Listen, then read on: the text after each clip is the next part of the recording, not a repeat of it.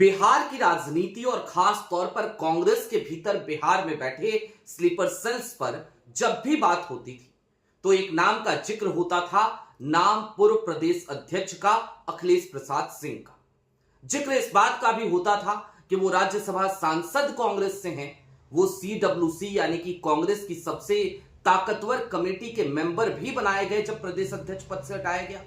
उसके बावजूद वो कांग्रेस को आरजेडी का गुलाम बनाकर रखना चाहते हैं बिहार में।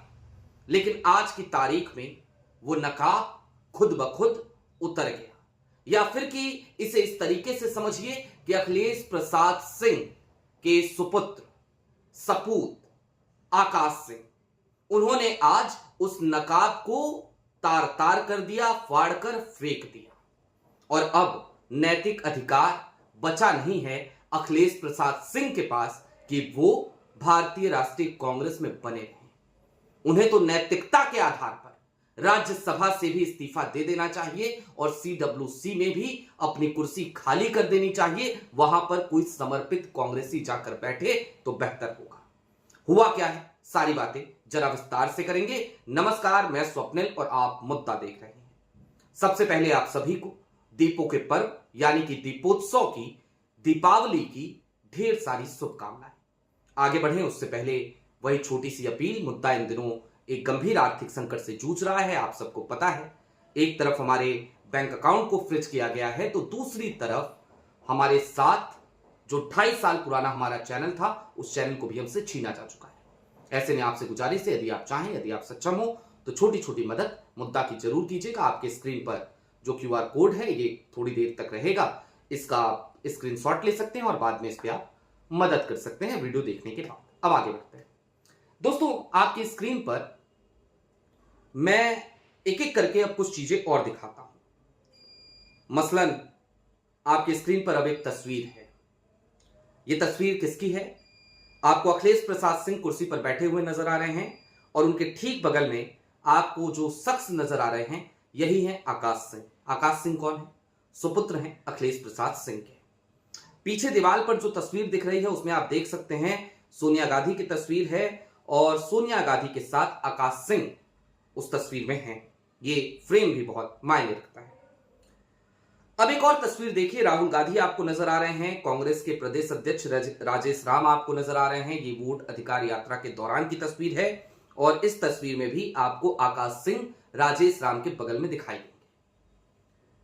ये आकाश सिंह जो हैं उनकी फेसबुक प्रोफाइल है। आप देख सकते हैं पूर्व प्रत्याशी रहे इंडिया गठबंधन 2019 महाराजगंज बिहार। ये हो गए आकाश सिंह।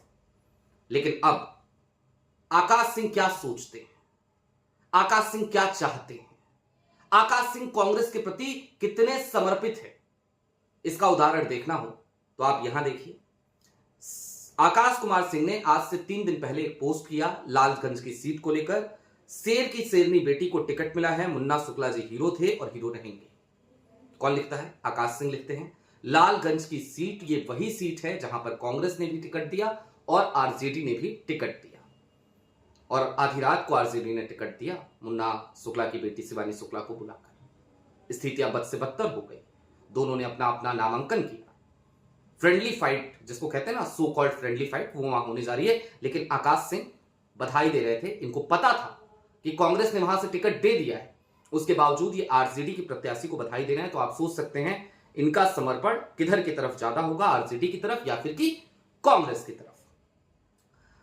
7 घंटे पहले आकाश सिंह ने अभी अभी एक और पोस्ट की, वो अब आपकी स्क्रीन पर।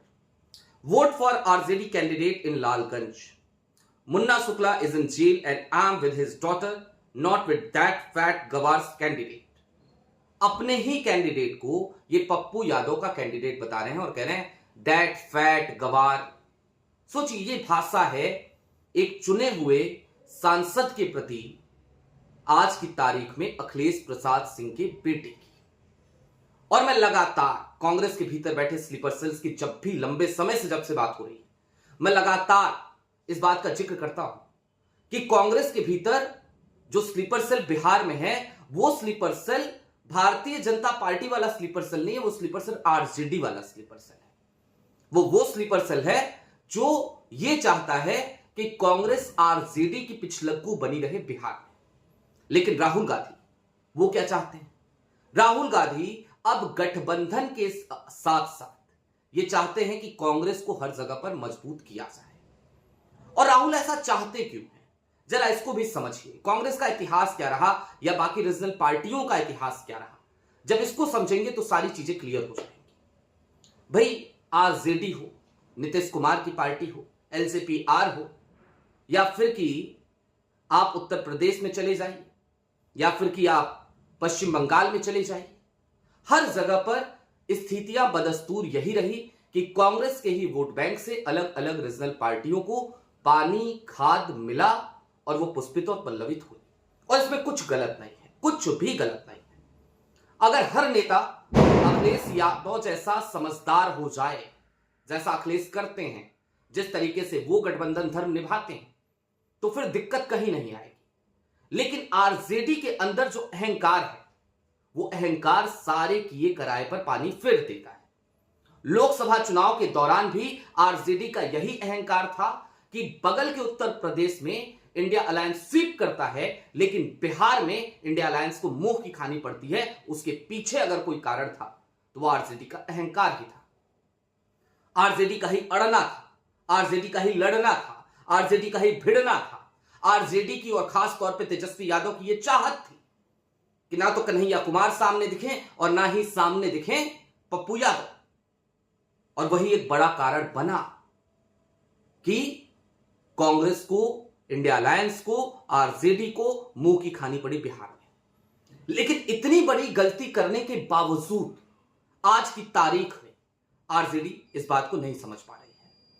और आरजेडी के जो स्लीपर सेल बैठे हुए हैं कांग्रेस में, आज की तारीख में तो उन्होंने अपना नकाब खुद ही उतार दिया। अब एक बात और समझिए, मैंने सुबह सुबह जिक्र किया, एक बार चलते चलते इस वीडियो में भी उस सीट का जिक्र करना जरूरी है। सीट है सुल्तानगंज की। राहुल गांधी जिस सीट को लेकर बहुत ज्यादा चिंतित थे, जिनका फोकस था जिस सीट पर, क्या एक वो सीट तेजस्वी यादव छोड़ नहीं सकते थे? और छोड़ने की बात ही नहीं थी, क्योंकि उस सीट पर उनका अधिकार ही क्या है। भाई वैसे तो आरजेडी एक रीजनल पार्टी है, अधिकार तो 243 की 243 सीट आप अकेले लड़ जाएंगे। लेकिन जब आप गठबंधन में हैं तो सुल्तानगंज की जिस सीट पर 2020 में राहुल गांधी के खास, राहुल गांधी को पसंद आने वाले एक प्रत्याशी यानी कि ललन कुमार यादव, पढ़े लिखे प्रत्याशी, अच्छे प्रत्याशी, समझदार प्रत्याशी, लोकतंत्र के प्रति समर्पित, समाज को एक सही दिशा दिखाने में काबिल, वैसे प्रत्याशी जब वहां पर थे तो क्या आरजेडी वो सीट छोड़ नहीं सकती थी? नहीं। आज की तारीख में वहां पर अपना कैंडिडेट दिया तेजस्वी यादव ने। 143 सीटों की लिस्ट में सबसे ज्यादा अगर राहुल गांधी को कुछ चुभा होगा तो वो 2 सीटें रही होंगी।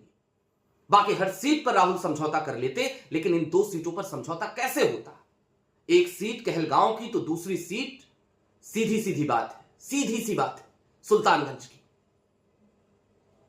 कुटुंबा को लेकर रोड़े अटकाने की कोशिश आरजेडी की तरफ से की गई। आज की तारीख में हालांकि जब सूची जारी हुई तो कुटुंबा से किसी को टिकट नहीं दिया, लेकिन कुटुंबा कांग्रेस के, बिहार कांग्रेस के प्रदेश अध्यक्ष के खिलाफ हम उम्मीदवार उतारेंगे, इस तरीके के मैसेज प्लांट किए गए, प्रेशर पॉलिटिक्स करने की कोशिश की गई, शादी के वक्त फूफा बनने की कोशिश की गई।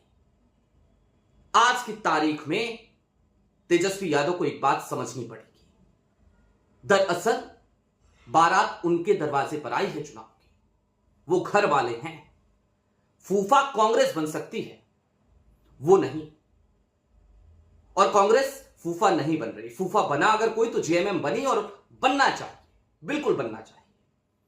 तेजस्वी यादव और लालू यादव और आरजेडी जिस तरीके से, जिस अहंकार के साथ काम कर रहे हैं, जिस तरीके से वो गठबंधन धर्म नहीं निभा रहे हैं, जेएमएम ने बिल्कुल सही फैसला लिया, इसमें कुछ गलत नहीं है। और मैं आपको एक अंदर की बात और बता दूं, कांग्रेस ने 70 सीटें नहीं मांगी थी ना, कांग्रेस ने 60 सीटें मांगी थी, 60 सीटों की लिस्ट दी थी, क्वालिटी ऑफ सीट्स की बात की थी। आरजेडी वो 60 सीटें कांग्रेस को देने को तैयार नहीं थी, जिसकी वजह से ये सारे बखेड़े खड़े हुए। और आज की तारीख में ये बखेड़े अब इस हद तक आगे बढ़ गए हैं कि अब चाह कर भी कुछ नहीं हो सकता। कांग्रेस के आला कमान ने एक बड़ा फैसला ले लिया है। कांग्रेस का आला कमान, कांग्रेस के तमाम बड़े बड़े नेता, बड़े बड़े दिग्गज अब वो सिर्फ 60 सीटों पर ही प्रचार करेंगे। उनका फोकस ही 60 सीट है। अब वो गठबंधन को जिताने के लिए चुनाव नहीं लड़ेंगे। और इससे नुकसान किसका होगा? तो निश्चित तौर पर इससे नुकसान तेजस्वी यादव का होगा। इससे नुकसान अगर किसी का होगा तो वो आरजेडी का होगा।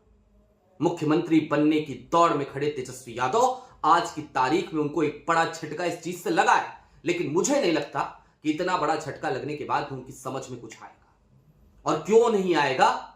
तो मैंने सुबह में कहा था कि एक चौकड़ी है, उस चौकड़ी के कुछ लोगों का जिक्र मैं आपसे करूंगा।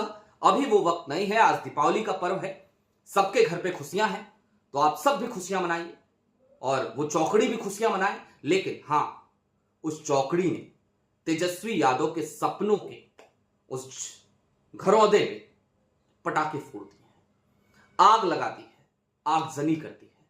ये कड़वी हकीकत है, कड़वी सच्चाई है। और तेजस्वी यादव बावजूद इसके इस बात को समझने को तैयार नहीं है कि स्टेज पे जो कुछ था उनका लगा था। बहरहाल ये आकाश सिंह थे, इनकी ये तस्वीर आई, आप तक पहुंचानी बहुत जरूरी थी। हम तो लगातार कह ही रहे थे, लेकिन आज अखिलेश प्रसाद सिंह के बेटे ने खुद ही ये काम कर दिया। अब सवाल यह है कि क्या अखिलेश प्रसाद सिंह ये तस्वीर देखने के बाद, ये स्थितियां जब खुलकर सामने आ गई हैं कि भैया हम कांग्रेस में भले हैं, कांग्रेस से भले सांसद हैं, लेकिन हमारी आस्था तो तेजस्वी यादव के प्रति है, हमारी आस्था तो राजद के प्रति है, हमारी आस्था तो लालू यादव के प्रति है। जब ये तस्वीर आ गई है सामने, तो नैतिक अधिकार तो बचता नहीं है। लेकिन क्या नैतिकता है अखिलेश प्रसाद सिंह के अंदर? और अगर है तो उसका परिचय उनको देना चाहिए। उनको राज्यसभा से इस्तीफा दे देना चाहिए, बिल्कुल दे देना चाहिए, कुर्सी छोड़ देनी चाहिए। और अगर नहीं छोड़ते हैं तो यह समझिएगा कि नैतिकता का एन और मोरालिटी का एम वो भी अखिलेश प्रसाद सिंह के भीतर नहीं है। बहरहाल आपकी क्या राय है हमें जरूर बताइएगा। अभी के लिए दीजिए इजाजत। दीपावली का पर्व है, खुशियां मनाइए और एक दूसरे से गले मिलिए, एक दूसरे को खुशियां बांटिए।